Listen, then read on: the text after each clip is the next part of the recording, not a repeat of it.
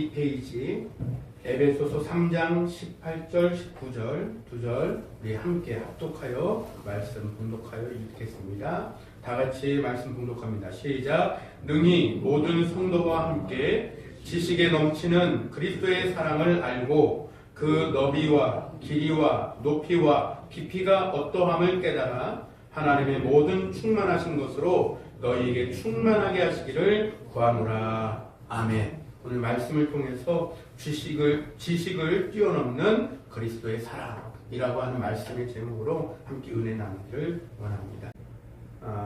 우리 2026년 비전에 관련된 말씀 두 번째 시간을 좀 갖습니다. 지난주에는 우리가 뿌리를 말씀에 박아야 된다, 내려야 된다. 그리고 우리가 말씀의 반석 위에 우리가 세워져야 된다 라고 하는 말씀을 했습니다. 오늘은 사랑에 관련한 거예요.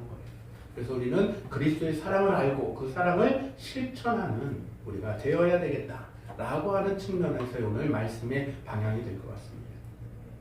지식을 뛰어넘는다.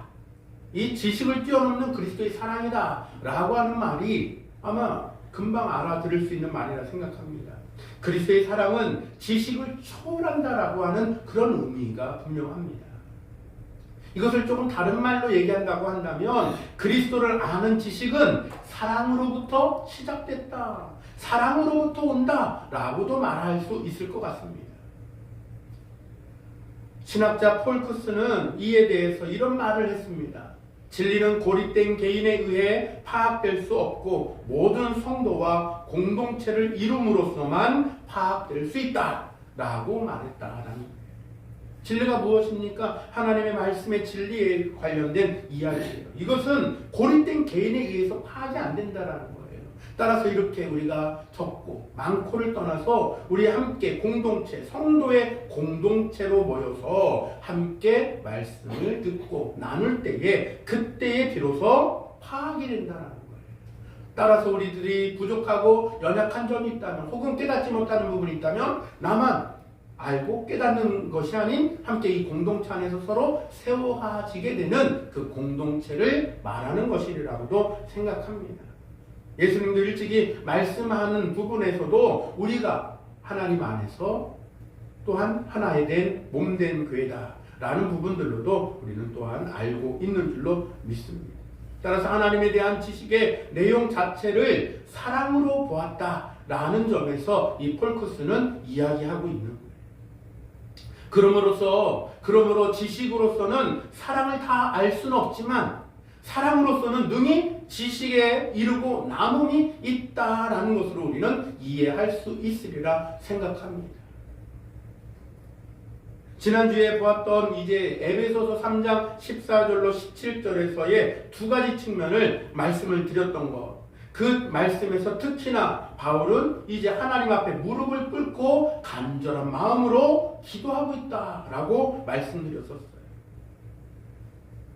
이러므로 내가 하늘과 땅에 있는 각 족속에게 이름을 주신 아버지 앞에 무릎을 꿇고 비노니라고 얘기했다라는 것입니다.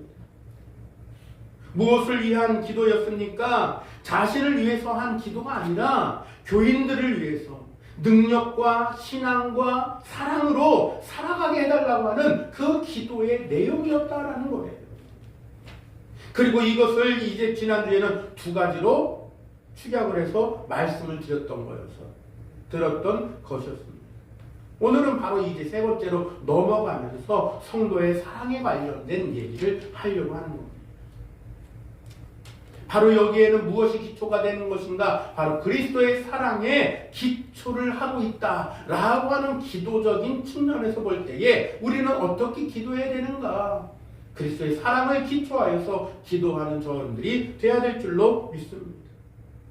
성도의 사랑은 따라서 예수 그리스도께서 거듭 강조하신 계명이기도 하다라는 점들을 우리는 인식할 줄로 믿습니다. 하나님을 사랑하고 이웃을 사랑해요.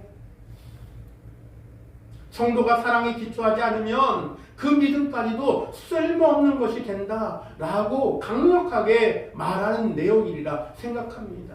고린도전서 13장 2절로 3절 말씀에는 우리가 잘 알고 있는 것처럼 사랑장 첫 서두에서 얘기하는 것입니다. 내가 예언하는 능력이 있어 모든 비밀과 모든 지식을 알고 또 산을 옮길 만한 모든 믿음이 있을지라도 사랑이 없으면 내가 아무것도 아니요. 내가 내게 있는 모든 것으로 구제하고 또 내 몸을 불사르게 내줄지라도 사랑이 없으면 내게 아무 유익이 없느니라 라고 말씀하고 있다는 점을 우리는 잘 눈여겨봐야 된다는 것입니다. 따라서 지식으로는 사랑을 다 깨달을 수도 없고 알 수도 없지만 사랑으로서는 그 지식을 뛰어넘는, 사랑으로서는 가능하다라고 하는 점들이 우리는 충분히 이해되는 대목이라 생각합니다. 그렇다면 오늘 지식을 뛰어넘는 그리스도의 사랑에 대하여서 오늘 몇 가지로 살펴보는 시간이 되기를 원합니다. 첫 번째로는 성도의 사랑은 그리스도의 사랑을 깨닫는 데서 시작한다는 점입니다. 오늘 우리가 이 말씀 봉독했었던 18절 말씀에 이렇게 기록합니다. 능히 모든 성도와 함께 지식에 넘치는 그리스도의 사랑을 알고 라고 말씀하고 있다는 겁니다. 그렇게 알고 나면 어떻게 된다는 것입니까? 너비와 길이와 높이와 깊이가 어떠함을 깨닫게 된다라는 것입니다. 할렐루야. 따라서 사랑은 성도의 생활에서 온전하게 매는 띠와 같다라고 골로새서 3장 14절 말씀에 이렇게 말씀합니다. 이 모든 것 위에 사랑을 더하라. 이 모든 것이 무엇입니까? 바로 그런 것들을 얘기하는 거예요. 이 모든 것 위에 사랑을 더하라. 이는 온전하게 매는 띠니라 라는 것입니다. 그러면 성도의 사랑은 어디로부터 오는가라는 거예요. 그것은 우리를 구원하신 그리스도의 사랑을 깨달아 아는 데서부터 시작한다는 것을 다시 한번 재차 반복합니다. 그리스도의 사랑을 깨닫는 데서부터 시작한다는 거예요. 그리스도는 우리가 죄로 인하여 하나님과 원수되었을 때에 친히 화목제물이 되셔서 우리를 구원하셨다라는 것이 로마서 5장 8절에서 이렇게 말씀하고 있습니다. 우리가 아직 죄인 되었을 때에 그리스도께서 우리를 위하여 죽으심으로 하나님께서 우리에게 대한 자기의 사랑을 확증하셨느니라. 아멘. 이 사랑을 깨닫고 이 사랑을 깨달을 때 시작된다는 거예요. 무엇이요? 성도의 사랑, 그리스도의 사랑을 실천하는 것이 시작된다는 것입니다. 이 사랑을 깨닫고 하나님께 감사하며 사는 생활이야말로 진정한 성도의 생활이 될 줄로 믿습니다. 고린도전서 13장에서 말씀하고 있는 것처럼 이것 없는 신앙생활은 무엇과 같다라는 거예요? 울리는 꽹과리와 같다라는 것입니다. 요란하지만 아직 알맹이는 없다라는 얘기입니다. 따라서 여기에는 필연적으로 이웃에 대한 사랑이 동반되는 것입니다. 물론 이 이웃에 관한 개념도 우리는 잘 알 줄로 압니다. 아내로부터 퍼져나가는. 따라서 믿음의 형제 자매를 먼저, 그 다음에 이웃에게 점점 더 멀리 이렇게 퍼쳐나가는 것입니다. 왜냐하면 우리를 용서하시고 사랑하신 그 하나님께서 바로 나만 사랑하는 게 아니에요. 우리의 이웃도 똑같이 용서하시고 똑같이 사랑하셨다라는 것들은 하나님 말씀에서 너무나도 명백하게 드러나지 않습니까? 그래서 뭐라고 얘기했습니까? 이른 비와 늦은 비, 햇빛.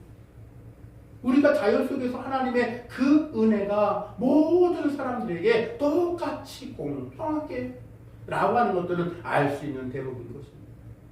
우리가 더 많은 죄의 빛을 탕감받았으므로 우리에게 적게 비친 이웃, 우리는 충분히 내가 뭐라고 그것을 용서하지 않고 내가 뭐라고 사랑하지 않을 수가 있겠습니까? 마태복음 18장 23절로 35절에서 예수님이 이런 비유를 말씀하신 바가 있었죠. 1만 달란트 빚진 그 종을 탕감해준 임금님. 임금님이 너 이제 빚 갚어. 그 주인이 말했습니다. 1만 달란트 빚진 거 갚어 이제. 그랬더니 종이 뭐라고 얘기합니까? 아이고 주인님 준비가 안 됐어요. 저 그만한 돈이 없습니다. 좀 용서 좀 해주시고 다음으로 좀 좀 연기 좀 해주시면 안 됩니까? 그랬더니 뜻밖의 선물을 받습니다. 아니, 연기 아니고 그럼 다 탕감해 줄게 라고 한 거. 얼마나 기쁠 듯이 기뻐 뛸 만한 일입니까?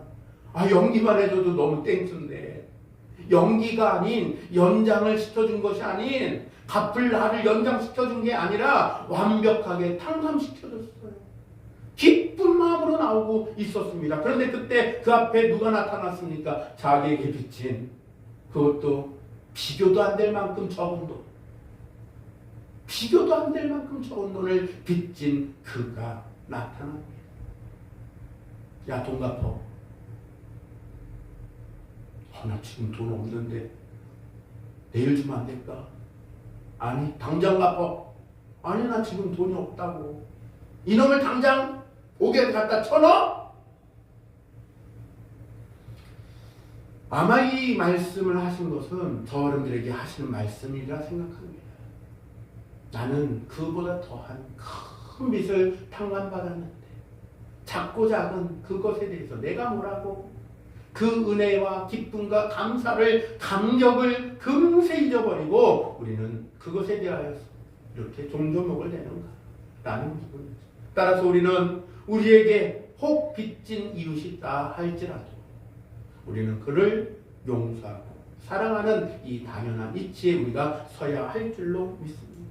그리스도를 통한 하나님의 사랑은 무조건적인 사랑이었어요. 조건 걸지 않았어요. 예수님이 어디 조건 걸고 십자가에 달리셨습니까? 사랑할 수 있는 조건이 아니라 사랑할 수 없는 조건 속에서 저 여러분들을 사랑하신 줄로 믿습니다. 따라서 성도의 사랑도 마찬가지여야 될 줄로 믿는다라는 말씀을 드리는 거예요. 마태복음 5장 46절에는 너희가 너희를 사랑하는 자를 사랑하면 무슨 상이 있으리요 세리도 이같이 하느니라 라고 말씀하고 있다는 점을 우리는 염두해야 할 필요가 있는 것입니다. 세리도 이 같은 것은 한다라는 거예요. 나 사랑하는 사람 사랑하고 나 좋아하는 사람 좋아하는 거는 세리도 한다라는 얘기입니다. 우리에게 친절하고 가까이 지내는 성도끼리만 사랑하면 그 사랑의 값어치가 없다라는 뜻인 줄로도 압니다. 오히려 우리를 기피하고 비난하는 사람을 사랑하는 것은 상이 있다는 말씀으로도 읽혀지는 대목이기도 한 것이에요. 그러므로 성도의 사랑은 예수 그리스도의 사랑을 우리의 생활 가운데서 만분의 1이라도 실천하는 사랑이어야 할 줄로 믿습니다. 두 번째로 생각해 본다면 무엇입니까? 성도의 사랑은 그리스도의 사랑을 헤아려 보는 데서 실천된다라는 것입니다. 너비와 길이와 높이와 깊이가 어떠함을 깨달아 하나님의 모든 충만하신 것으로 너희에게 충만하게 하시기를 구하노라. 진실로 그리스도의 사랑의 너비와 길이와 높이와 깊이를 알 수 있는 사람이 얼마나 될까요? 없을 것 같아요. 있다? 생각하기 어려울 것 같습니다. 그렇게 해 나가려고는 하겠습니다만 알 수 있는 사람이 얼마나 될까? 그런 점에서 우리는 이것에 대한 사모함이 알기 위한 그리스도의 사랑을 헤아려보고 알기 위한 발버둥이 있어야 할 줄로 믿습니다. 하나님의 사랑을 만국 백성에게 하나님의 사랑을 만국 백성에게 실천하시기 위해 우리에게 오신 그리스도의 사랑을 생각해 본다면 말이에요. 그리스도의 그 사랑은 지역적인 것, 그 이스라엘 유다 지역만을 위한 사랑이 아니었다는 것 우리가 잘 알지 않습니까? 그 사랑은 우주에 가득 차고도 남는 그 사랑이었는 줄로 믿습니다. 그래서 온 세계 위에 예수의 사랑이 전파되고 증거되고 충만케 된 줄로 믿습니다. 따라서 누구든지 예수의 이름을 부르고 누구든지 예수의 이름을 고백하는 자는 누구라도 뭘 받는 거예요? 용서를 받고 누구라도 구원을 받는 줄로 믿습니다. 주님이 보이신 사랑의 희생, 즉 십자가의 구원은 우리 인간뿐만 아니라 우리 우주 가운데서 썩어질 것에 종노릇하며 신음하는 모든 피조물, 로마서 8장 21절에 그 내용을 담고 있습니다. 모든 피조물에게까지 영향을 끼쳤다는 것이 예수의 사랑이에요. 예수의 흘리신 보혈의 능력임을 인지하시기를 바랍니다. 사람에게만 끼친 게 아니에요. 모든 피조물에게까지 그 영향이 끼쳐졌다라는 거예요. 따라서 그 구원은 부족한 구원입니까? 충분한 구원입니까? 충분한 구원입니다. 이처럼 크고 높은 위대한 사랑을 깨닫는 사람은 누구나 그 앞에 자연스럽게 엎드려질 수밖에 없는 줄로도 믿습니다. 왜요? 그 사랑이 얼마나 위대한지를 압니다. 꼿꼿이 이렇게 허리 펴고서 서 있을 수가 없는 거예요. 그분을 나의 주로 겸손히 신하지 않을 수 없게 된다라는 것입니다. 그러나 안타깝게도 오늘날 많은 성도들이 혹은 교회 다닌다 이름하는 그들이 이 위대한, 너무나도 위대한 이 예수님의 사랑을 그냥 관념적으로만, 그저 관념적으로만 생각하고 그냥 시계 종 왔다 갔다 하는 것처럼 그렇게 하는 경향이 있다라는 점은 참으로 안타깝고, 참 우리가 또한 그 이런 일들에 대해서 경종을 울리고 나는 그러지 아니한가를 돌아봐야 할 대목이 아닐까 싶습니다. 그러므로 이제는 그리스도의 사랑의 너비와 길이와 높이와 깊이가 어떠함을 깨닫고 구체적으로 아는 저와 여러분들 하나님의 자녀가 되어야 할 줄로 믿습니다. 마지막으로 세 번째 본다면 성도의 사랑은 그리스도의 사랑을 세상에 전파하고 전하는 행위로 나타난다라는 것입니다. 성도의 사랑이 입으로만 하는 게 아니에요. 요한일서 3장 18절에 자녀들아 우리가 말과 혀로만 사랑하지 말고 오직 행함과 진실함으로 하자라는 것입니다. 여기서 진실함과 행함, 오직 진실함과 행함은 무엇을 말하는 것입니까? 복음 전파를 얘기합니다. 성도의 사랑, 즉 그리스도의 사랑을 깨달은 자는 따라서 가만히 있을 수가 없어요. 예수의 사랑을 전하고 전파하지 않으면 안 돼요. 너무 좋은데? 너무 좋은 것이. 그러니까 자동스럽게 그냥 입이 벌려지는. 그리스도의 진정한 사랑을 깨닫는 사람은 따라서 우리의 이웃과 우리의 형제와 우리의 가족에게, 우리의 친지에게 사랑을 전하지 않고는 견딜 수 없다라고 하는 특별한 특징이 생겨난다는 거예요.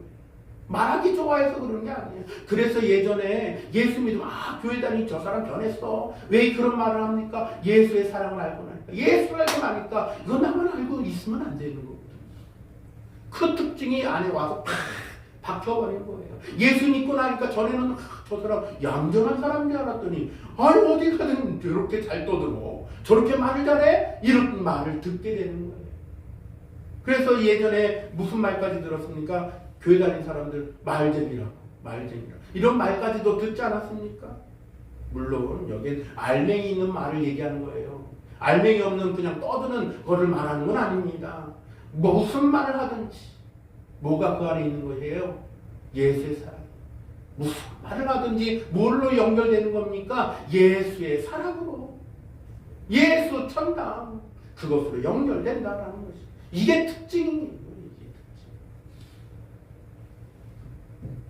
성 프란시스라고 하는 사람은 그리스도의 사랑을 깨닫는 순간 그의 모든 재산과 그가 가진 모든 것들, 명예, 지식, 모든 것들, 자기가 갖고 있었던 모든 것, 몽창당 안에 그런 것들을 이웃을 위해 바쳤다라고 하는 기록이 있습니다.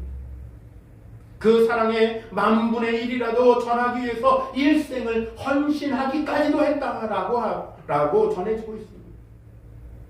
그것은 자기 희생적인 사랑으로서 숭고한 것이 분명합니다. 누구를 닮기 위한 것이 특징으로 발동된 거예요? 예수의 사랑을 담기 위한 것이 특징적으로 발동된 거예요. 그러니까 자기 재산 아깝지 않은 사람 어디 있습니까? 자기 거 안 아까운 사람 어디 있어요? 그런데 그 모든 것들을 헌신하고 위하여서 사용했다라는 것이 마치 사도행전에서 있었던 스스로 자발적으로 자원하여서 그 사도들 앞에 내놓았던 그 역사들처럼 말이죠. 그러나 오늘날 우리의 현실을 깊이 돌이켜볼 때에 예수 믿는다 하면서 성도라 말하면서 가장 많이 사랑을 말하면서도 그 사랑을 제대로 실천하지 않은 우리들의 모습도 혹은 여기에는 생색내기 좋아한다라는 것이 이유도 여기에 함께 들어가 있을 것입니다. 물론 생색내지 않는 그런 좋은 위대한 본받을 만한 그런 사랑을 하시는 분들이 더 많으리라 생각합니다. 그것이 분명하기도 하고, 그러나 그렇지 못한 표면적으로 그런 도드라지는 일들 때문에 비난받는 일들도 사실이고 실정이기도 한 것이에요. 세상의 그 같은 비난에 따라서 우리가 어떤 면으로서 전적으로 부당하다라고 방어할 만한 것들이 없는 것도 사실이기도 합니다. 물론 교회만큼 진짜 보이지 않게 사랑을 실천하는 그러한 공동체도 없어요, 사실. 드러내지 않으면서도 열심히 이웃 사랑을 실천하는 그런 데가 교회만큼 없습니다. 그러나 세상 사람들이 오늘날 교회를 향해서 왜 그런 말을 하는가, 왜 비난을 하는가를 들여다볼 때에 우리는 그것을 좋게 읽어야 돼요.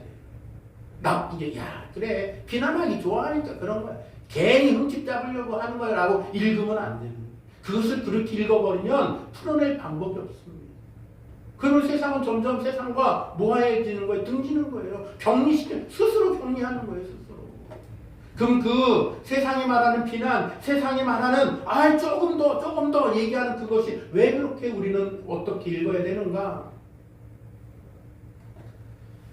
이미 좀 돌아가신 지는 좀 됐는데 고 이원철 선교사라고 하시는 분이 있습니다. 근데 이분이 간증하셨던 내용 중에 한 대목이 잠깐 제가 말씀을 드리면 이런 거예요.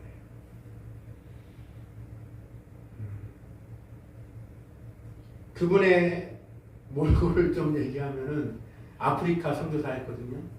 그런데 눈이 한 10년 들어간 것 같아. 10년은 푹 들어갔고요.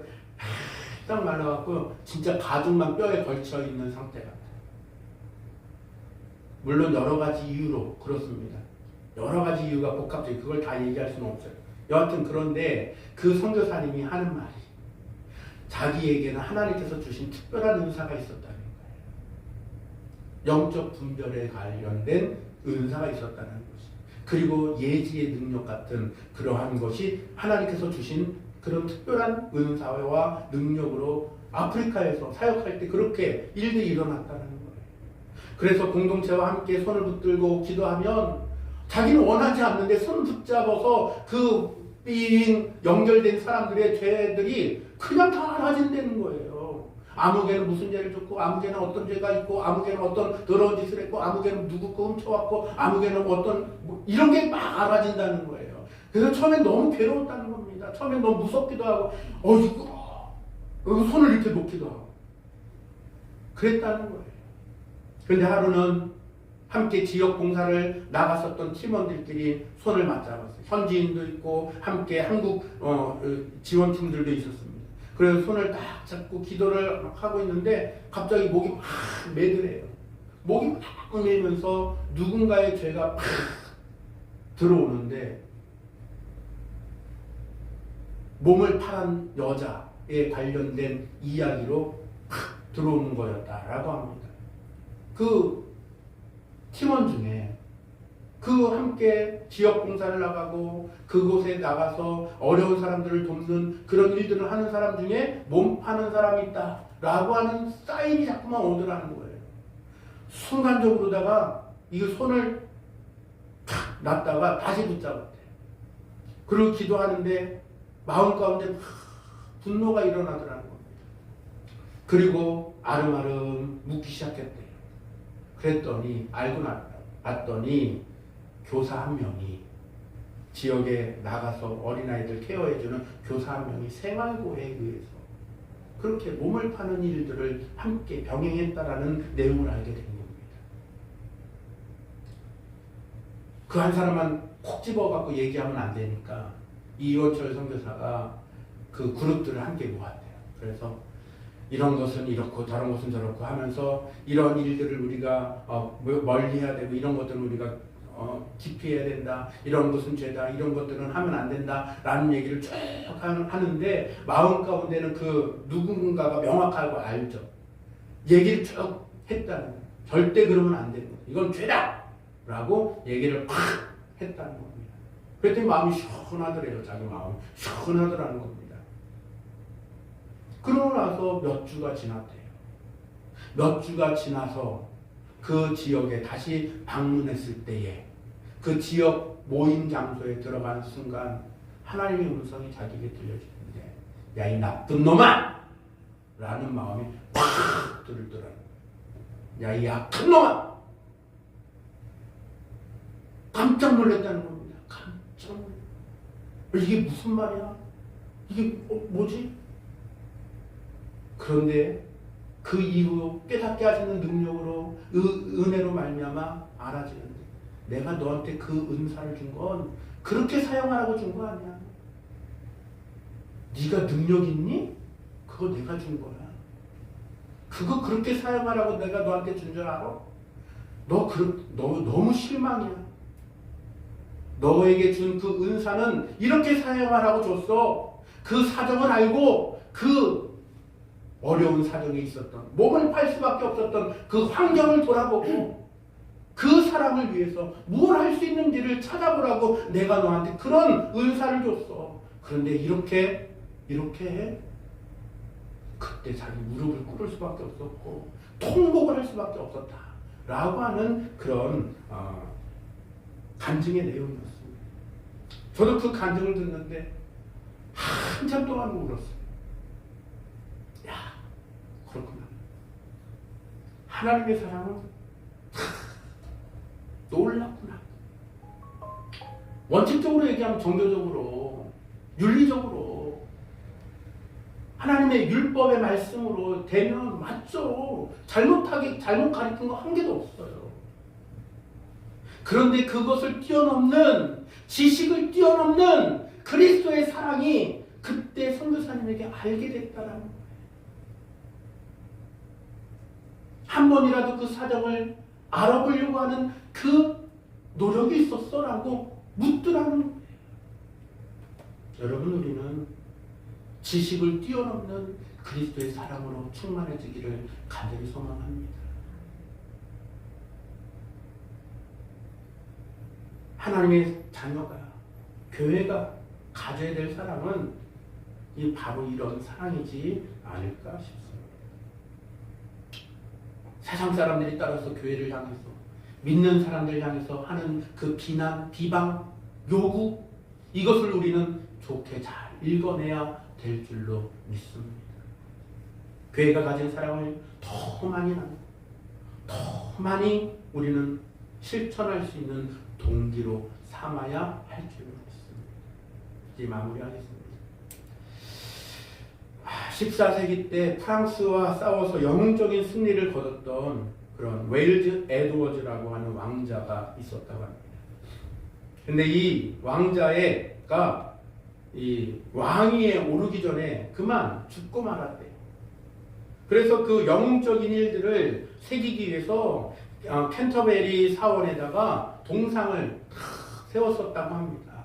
그런데 이 세워진 동상이 서 있었는데 그것이 순금으로 만들어진 것을 아는 사람은 거의 없었다라고 해요. 이유가 뭔가 하면은 세월이 오랫동안 지나면서 이 동상에 칠한 검은 에나멜과 수세기를 지나는 동안 묻은 때와 먼지 때문에 검은 동상으로 변했기 때문에 아는 사람이 없었다고 합니다. 이후에 나중에 수세기가 지난 후에 그 사실을 알고 그거를 벗겨놨더니 그 안은 검은 왕자라고 하는 불명예스러운 그러한 오명을 씻어내는 황금 동상이 있었다라고 하는 이야기가 있습니다.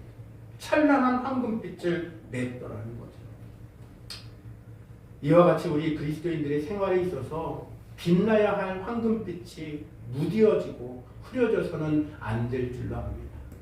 증거와 선한 삶이 만민 앞에서 밝히 드러나 보이도록 나태와 방종의 때를 날마다 벗겨내면서 한 걸음 한 걸음 조심하고도 담대히 걸어나가는 저희들이 되기를 주님의 이름으로 간절히 소망하고 축원합니다.